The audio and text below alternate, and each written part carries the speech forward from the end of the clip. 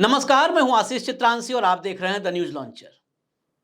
सच बोलना गुनाह है और पत्रकार जो भी ये गुनाह कर रहे हैं अब उनकी जान खतरे में है। छत्तीसगढ़ में सड़क में घोटाला फर्जीवाड़ा जिस पत्रकार ने बेनकाब किया था, नाम याद होगा आपको, मुकेश चंद्राकर। कैसे डेड बॉडी मिली थी उसकी, किस तरह उसकी हत्या हुई थी। मामला छत्तीसगढ़ का था तो थोड़ा बहुत चर्चा में आ गया, खबरें दिखाई गई, हमने चर्चा की, कुछ मीडिया हाउसेज में चर्चा हुई। लेकिन उत्तर प्रदेश में ऐसा हो तो कौन भला चर्चा करेगा। कॉन्क्लेव कर रहे हैं बड़े बड़े चैनल, बेशर्म ये सोच नहीं रहे हैं कि उन्हीं की जमात का, उन्हीं के समुदाय का, उन्हीं के पत्रकारिता का एक सिपाही मार दिया गया, सड़क पर भून दिया गया गोलियों से। उसे एक जिले का संवाददाता था। किसे मतलब है, किसकी संवेदना है। ये बड़े बड़े कॉन्क्लेव, करोड़ों के कॉन्क्लेव करवाने वाले, उनके मालिकानों को क्या फर्क है एक छोटे से जिले में बैठे पत्रकार की जान से। दैनिक जागरण राष्ट्रीय अखबार है, उसका संवाददाता राघवेंद्र वाजपेयी, 35 साल उम्र थी, सड़क पर निकला अपने काम के लिए। इसी खबर नवीस था, खबरों के लिए निकला। गाड़ी से पहले ठोकर मारी गई और बीच सड़क पर दिन दहाड़े गोलियों से भून दिया गया। उत्तर प्रदेश के मुख्यमंत्री एक कॉन्क्लेव में बैठे बता रहे थे वो अनुज चौधरी के बारे में, संभल वाले सीओ के बारे में। पहलवान है, पहलवान तो ऐसे ही बोलता है, किसी को रत्ती भर शर्म नहीं है। कहां है वो पहलवान? वही एक पहलवान है। कहां है पूरे प्रदेश के वो पहलवान जो खाकी में घूम रहे हैं, योगी आदित्यनाथ के पहलवान? वो पहलवान जो गुप्त रूप से आतंकी साजिश करने वालों को खोज निकालते हैं, हर तीसरे दिन खोज के निकालते हैं, आतंकी साजिश कर रहा था, उठा लिया। लेकिन खुलेआम सड़कों पर घूमते प्रोफेशनल शूटर्स को नहीं खोज पाते हैं। उनके भीतर वो खौफ नहीं पैदा कर पाते हैं प्रोफेशनल शूटर्स के भीतर कि वो खुलेआम सड़क पर गोलियों से किसी को भून दें, इससे पहले उनका कलेजा हिल जाए। इस घटना में अब तक जो हिरासत में लिए गए हैं और जो खबरें आ रही हैं सीतापुर से, उत्तर प्रदेश में लखनऊ से मात्र घंटे भर की दूरी पर है सीतापुर, मात्र घंटे भर की दूरी पर है। उस सीतापुर शहर में हुआ है राघवेंद्र वाजपेयी, दैनिक जागरण के पत्रकार की हत्या हुई। जो खबरें आ रही हैं, मैंने सीतापुर भी बात की, तमाम और रिपोर्ट्स भी देखी, वो खबर और भी दिल दहलाने वाली है। सरकारी एंगल, सरकारी कर्मचारियों का एंगल जुड़ रहा है।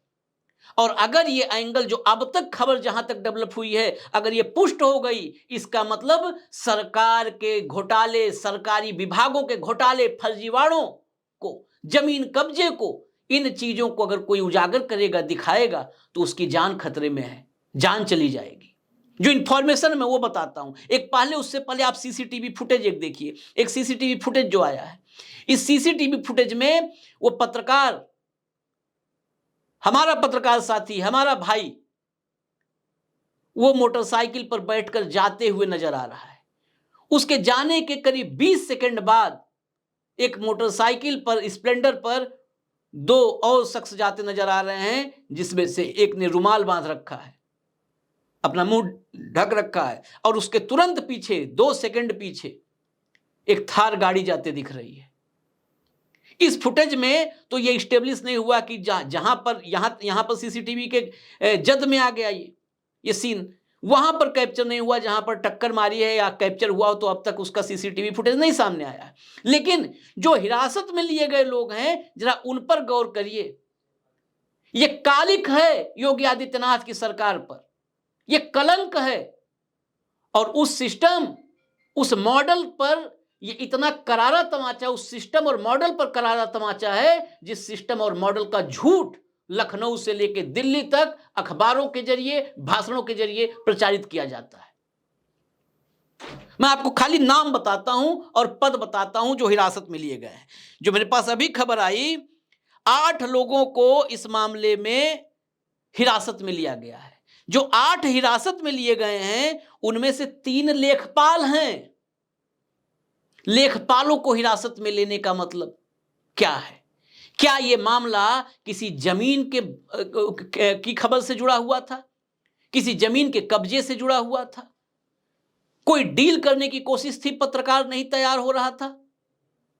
लेखपाल, 3 लेखपाल, वो भी एक लेखपाल होता तो निजी रंजिश की बात हो सकता है सामने आती। 3 लेखपालों की गिरफ्तारी किसी जमीन या राजस्व से जुड़े हुए मामले में ही नजर आती है। इसके बाद 3 जो लेखपाल गिरफ्तार, उनके नाम बता दूं, राम सिंह राणा, प्रतीक गुप्ता और दीप सिंह, ये 3 हैं। इसके अलावा विमल कश्यप नाम का एक युवक गिरफ्तार किया, हिरासत में लिया गया है। यह बताया जा रहा है प्रोफेशनल शूटर है। और इससे भी महत्वपूर्ण जानकारी है, घटना से पहले तहसीलदार सदर, जो सीतापुर सदर के तहसीलदार हैं, उस तहसीलदार ने राघवेंद्र को मैसेज किया था और मैसेज करके राघवेंद्र को मिलने के लिए बुलाया था। इस घटना के पहले तहसीलदार ने बुलाया मैसेज करके राघवेंद्र को मिलने के लिए। मैसेज जब आया तो थाना दिवस के कार्यक्रम में राघवेंद्र शामिल थे, वहां पर थाना दिवस का कार्यक्रम था, वहां पर थे। और उसके बाद सीसीटीवी फुटेज है, जो सीसीटीवी फुटेज हमने आपको दिखाया है। तहसीलदार का मैसेज, मिलने के लिए तहसील पर आ जाओ। 3 लेखपालों को हिरासत में लिए जाना, तहसीलदार और लेखपाल, ये एक सीरीज है, एक चेन है। क्या अब ये सवाल है, जो प्रथम दृष्टिया जो चीजें दिख रही हैं, लेखपालों की, जो 3 लेखपालों को हिरासत में लिया जाना, तहसीलदार के मैसेज के बाद, क्या अब इस तंत्र में बैठे लोग कातिल हो चुके हैं?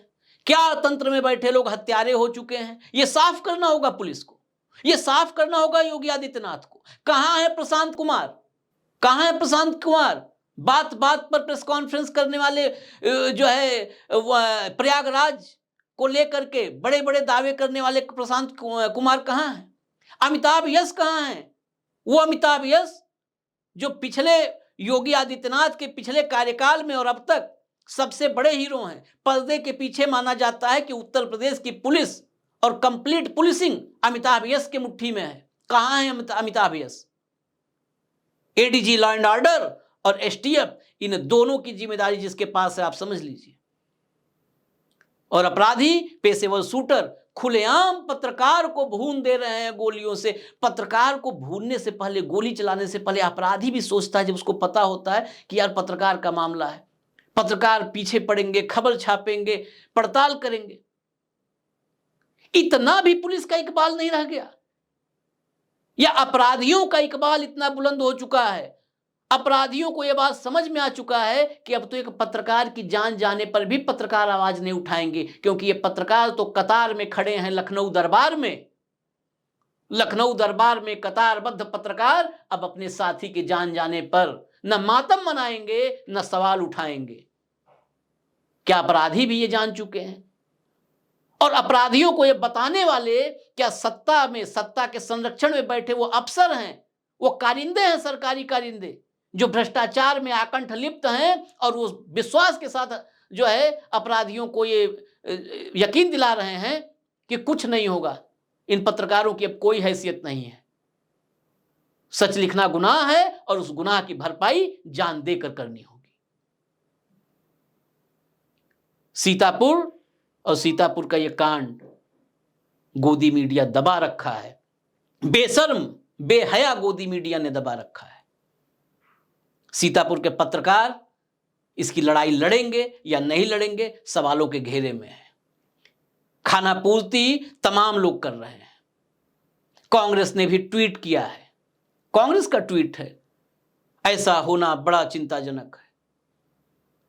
क्या लड़ाई लड़ेगी कांग्रेस पता नहीं, समाजवादी पार्टी क्या करेगी पता नहीं। जो पत्रकारों का संगठन है उसने भी बहुत दुर्भाग्यपूर्ण बता दिया है, कड़ी निंदा कर दी है। हो गई खाना पूर्ति। ये पत्रकारों के संगठन में बैठे हुए जो बड़े पत्रकार हैं,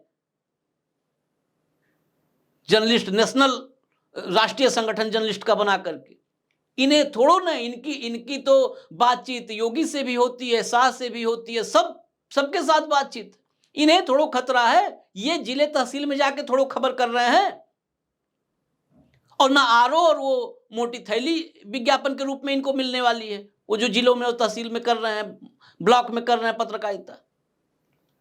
तो इनकी जो है औपचारिकता पूरी हो गई, इन्होंने निंदा कर दी। खैर चलिए, इंतजार करेंगे इसका खुलासा हो, और खुलासे में देखते हैं क्या आता है। अब तक ये मामला सामने नहीं आ पाया, साफ नहीं हो पाया है कि वजह क्या थी। लेकिन 3 लेखपाल को हिरासत में लिया जाना तहसीलदार का मैसेज कुछ खतरनाक इशारा करता है। नमस्कार।